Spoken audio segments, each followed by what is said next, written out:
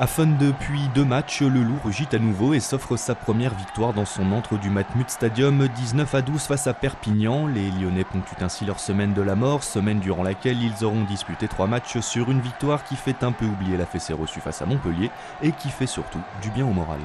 On avait mis comme objectif 8 points sur cette semaine, on en prend 5. Mais bon, on reprend quand même un point à Bordeaux, on reprend 2 points à Brive, on reprend 4 points je crois à Perpignan. Donc on revient à la bagarre. Voilà, le Loup respire encore, il n'est pas mort. Alors qu'ils n'avaient plus gagné depuis le 16 octobre, c'était face au Stade Français. Les Lyonnais s'offrent ainsi leur 3e victoire de la saison. Disciplinés en défense et rigoureux en conquête, le Loup aura fait sauter le verrou catalan sur une superbe inspiration de Sadourny, bien récupérée par Rémi Grosso, qui s'en va inscrire le seul essai du match le jour de ses 23 ans.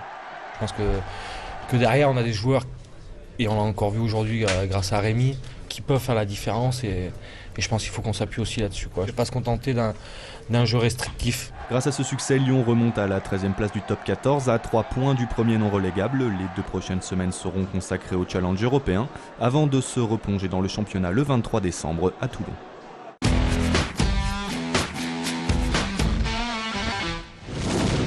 Cette année, pas de neige, mais une pluie fine et de la boue pour les 11 600 coureurs au départ de la 58e édition de la Saint-Élion dans la nuit de samedi à dimanche.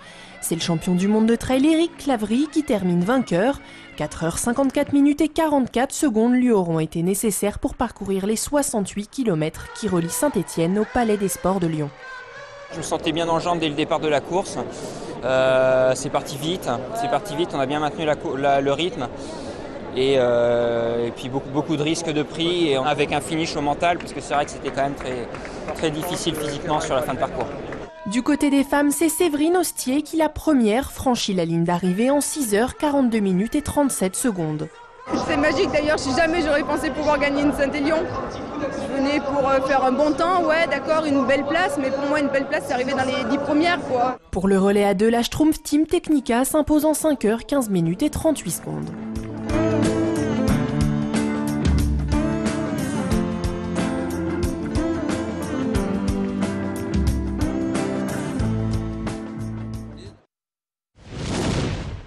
Être sur le podium ou du moins tout proche à la trêve, voilà l'objectif affiché par l'OL.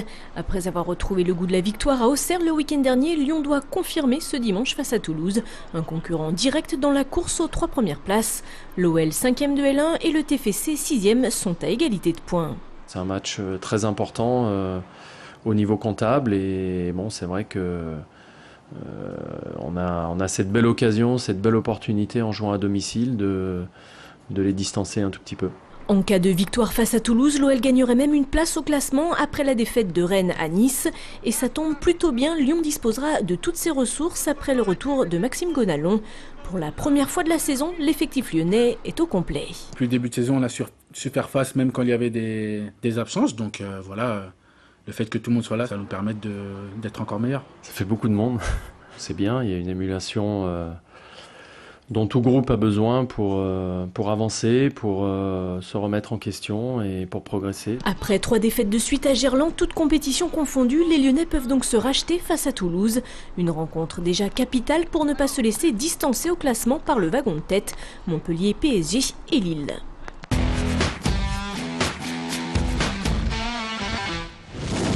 Un scénario piège pour l'OL féminin face à Juvisy, le leader, samedi au stade de Gerland. Après un pénalty concédé en première période, les Lyonnaises ont couru après le score et tout tenté pour arracher seulement l'égalisation en toute fin de rencontre.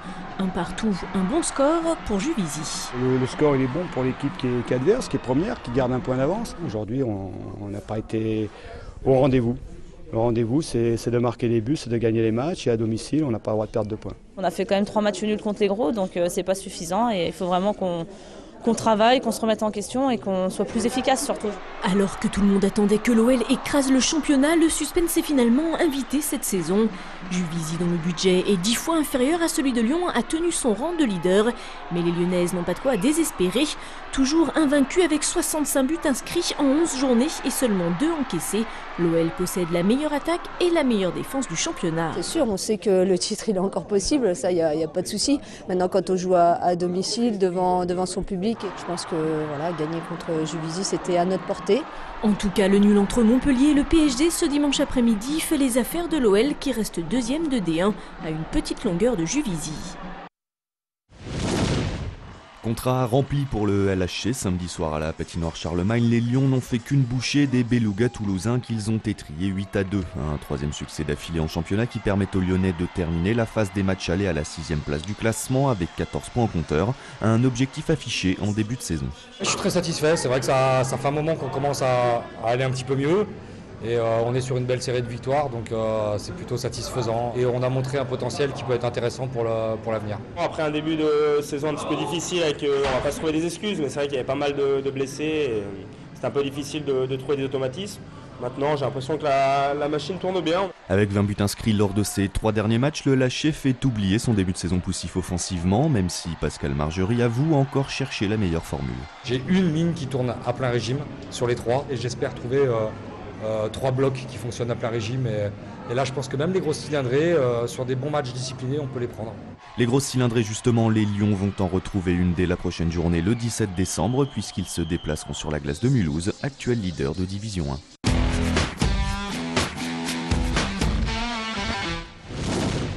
Les autres résultats de ce week-end, même sans ses stars de la NBA, l'Asvel est allé s'imposer samedi à Hier-Toulon 87-78 et signe une 3e victoire consécutive en Pro A. Un 3e succès d'affilée également pour les filles du LBF qui l'emportent 74-70 à Nice. L'autre promu est lanterne rouge du championnat. Lyon, avant-dernier, accueillera samedi prochain Villeneuve d'Ascq. En sport boule, l'Accro s'incline à Saint-Vulbas, le champion de France en titre, et concède sa première défaite de la saison. Lyon est 2e au classement derrière son adversaire du week-end. Enfin, en rugby, Bourgoin s'impose face à Béziers 9-3. Les Bergaliens sont 7e de Pro D2 avant de recevoir Narbonne samedi à 18h30. C'est une bonne action et puis on voulait s'amuser un peu pour aider les enfants et les autres malades. De 18h vendredi jusqu'au dimanche minuit, 30 heures de volley non-stop organisées par l'équipe de volleyball de Saint-Genis-les-Olières. But de la performance, récolter des fonds pour le Téléthon. Pour l'occasion, une équipe de Toulouse a même fait le déplacement. On est arrivé sur Lyon aux alentours de 1h, 2h, puis on a joué jusqu'à maintenant. J'ai quelques joueurs de mon équipe qui sont par contre qui n'ont pas tenu, mais sinon ça va, oui. Dans le même temps, l'association se lance dans un pari, tenter de figurer dans le Guinness des records en réunissant le plus grand nombre de joueurs. Plus de 500 personnes se sont inscrites. Enfin, c'est un grand match qui reprend plusieurs sets, donc des sets de 25 points. Donc les gens sont obligés de participer à un set complet de 25 points. Il n'y a pas de gagnant du tout. Le grand gagnant, ce sera le village, si on réussit à obtenir ce record, tout simplement. Record obtenu après 30 heures de match avec 195 personnes validées. Un événement qui a permis à la commune de récolter 5 600 € de dons en faveur du Téléthon. C'est la fin de cette émission. Notez l'adresse mail du Club des Sports. Vous avez maintenant la parole pour le temps additionnel. Un petit coucou à la comité d'agglomération Porte de l'Isère. À Julien, mon fils, à son équipe, Didier, le Rams de Savigny. Je passe quand même un petit bonjour à l'équipe de Montpellier parce que je les aime quand même. Retrouvez tout le sport sur TLM.